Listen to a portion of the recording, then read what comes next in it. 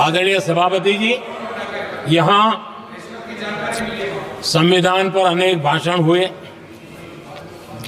अनेक विषय उठाए गए। हर एक की अपनी मजबूरियां होगी, राजनीति कुछ न कुछ करने के लिए कुछ करते होंगे, लेकिन आदरणीय सभापति जी, हमारा संविधान सबसे ज्यादा जिस बात को लेकर के संवेदनशील रहा है वो है भारत के लोग, वी द पीपल, भारत के नागरिक। संविधान उनके लिए है, उनके हितों के लिए है, उनके कल्याण के लिए है, उनकी गरिमा के लिए है, और इसलिए संविधान भारत के कल्याणकारी राज्य के लिए हमें दिशा निर्देश देता है।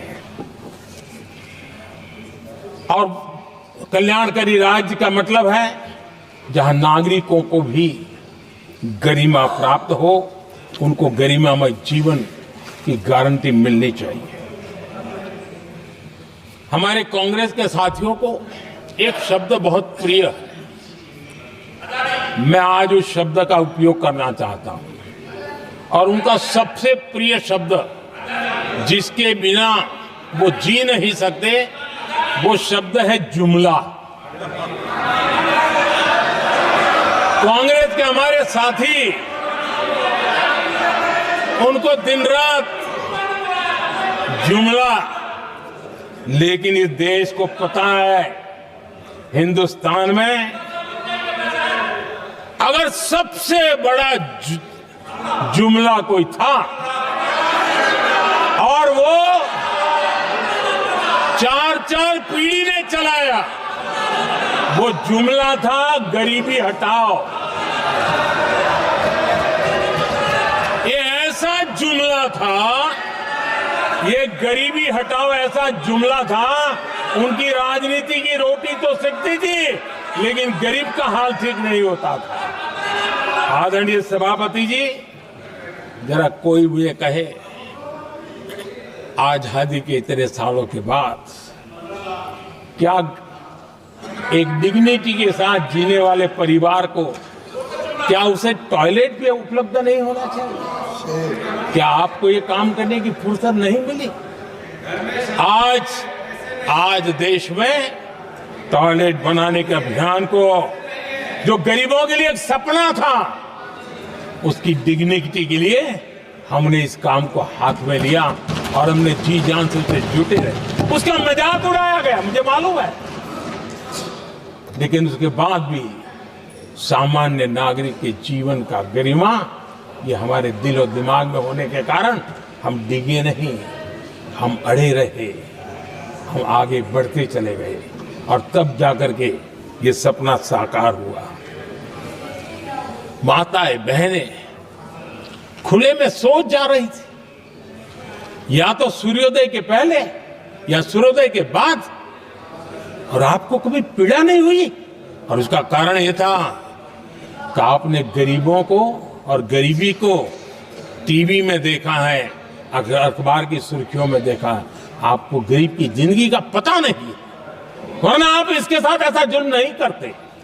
आदरणीय सभापति जी, इस देश की 80% जनता पीने के शुद्ध पानी के लिए तरसती रही। क्या मेरा संविधान हमें रोकता था? क्या संविधान तो ये चाहता था कि सामान्य मानवीय की सुविधा को ध्यान दिया जाए।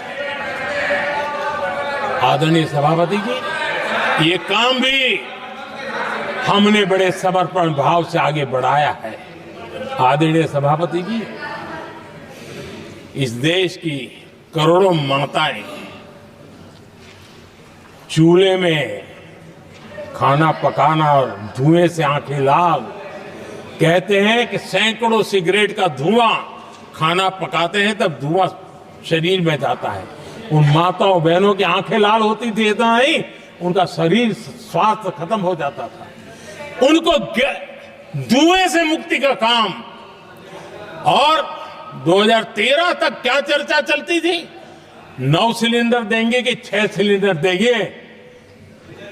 इस देश ने देखते ही देखते हर घर तक गैस का सिलेंडर पहुंचा दिया, क्योंकि हमारे लिए हर नागरिक 70 साल के बाद जो बेसिक सुविधाएं हैं उसकी तरफ आदरणीय सभापति जी, अगर हमारा गरीब परिवार दिन रात मेहनत करके गरीबी से बाहर निकलने के लिए कोशिश करता है, बच्चों को पढ़ाना चाहता है, लेकिन घर में एक बीमारी आ जाए तो उसका सारा प्लान बेकार हो जाता है, पूरा परिवार की सारी मेहनत पानी में चली जाती है।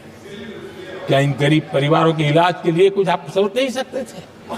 50-60 करोड़ देशवासियों को मुफ्त इलाज मिले। संविधान की उस भावना का आदर करते हुए हमने आयुष्मान योजना को लागू किया और आज देश के 70 साल के ऊपर के किसी भी वर्ग के क्यों न हो, उनके लिए भी हमने व्यवस्था की। आदरणीय सभापति जी, जरूरतमंदों को राशन देने की बात और उसका भी मजाक उड़ाया जा रहा है।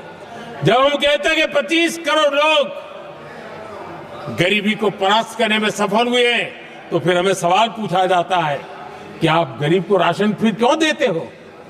आदरणीय सभापति जी, जो गरीबी से निकल के आया है उसे पता होता है कि अस्पताल में भी एक पेशेंट स्वस्थ होने के बाद जब छुट्टी देते हैं ना, तो डॉक्टर भी कहता है कि आप घर जाइए, तबीयत ठीक है, ऑपरेशन अच्छा हुआ है, लेकिन महीने पर ये जरा संभालना, ये मत करना, क्योंकि पेशेंट दोबारा तकलीफ में ना आए, गरीब दोबारा गरीब न बने, इसलिए उसका हैंड होल्डिंग जरूरी है और इसलिए हम मुफ्त राशन दे रहे हैं। उसकी मजाक मत उड़ाओ, क्योंकि हमें गरीबी से जो बाहर निकला है उसको दोबारा गरीबी में जाने नहीं देना है, और जो अभी भी गरीबी में है उसे हमें गरीबी से बाहर लाना है।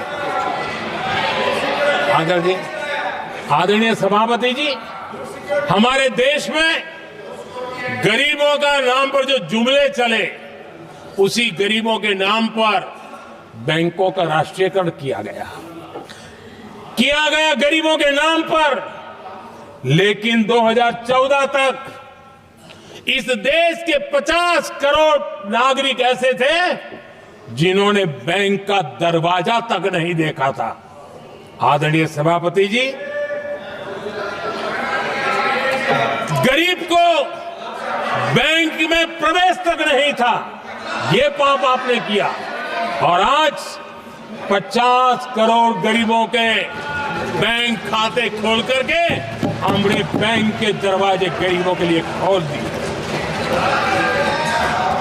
इतना ही नहीं, ये एक प्रधानमंत्री कहते थे कि दिल्ली से 1 रुपया निकलता है तो 15 पैसा पहुंचता है, लेकिन उपाय उनको आता नहीं था।